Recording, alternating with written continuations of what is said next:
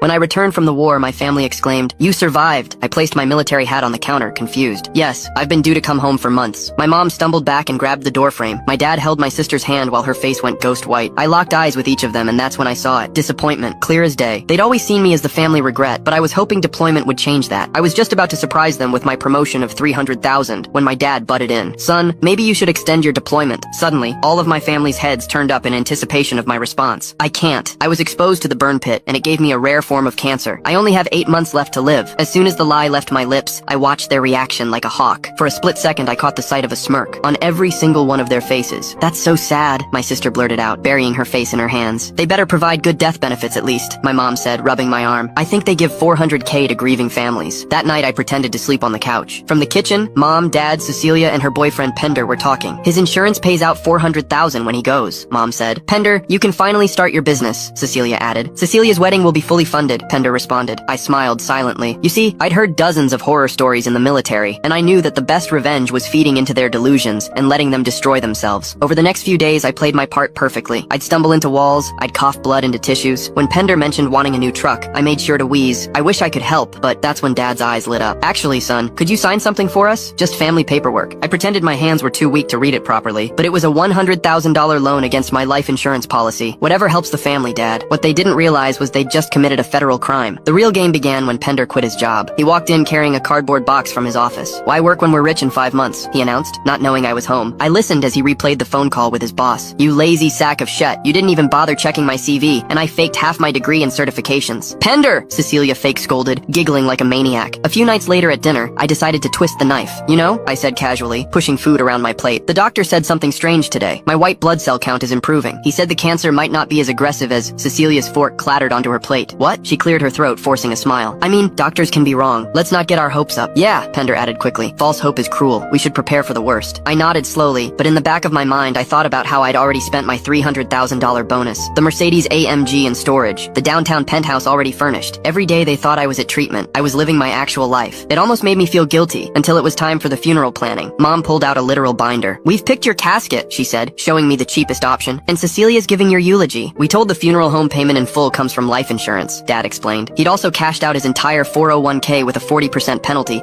losing the $80,000 he'd saved for 30 years. "Smart thinking," I wheezed. Cecilia had dropped out of college in her final semester, forfeiting her degree and $60,000 in tuition. My mom had broken the apartment lease, owing $15,000 in penalties, and told her landlord to sue her because I'll be rich soon. That night I heard them on a conference call with a voice I didn't recognize. "We need another 100 grand, Dad was saying. "The insurance pays out in 2 months maximum. You understand what happens if you don't pay?" The accent was thick and there was casino music in the background.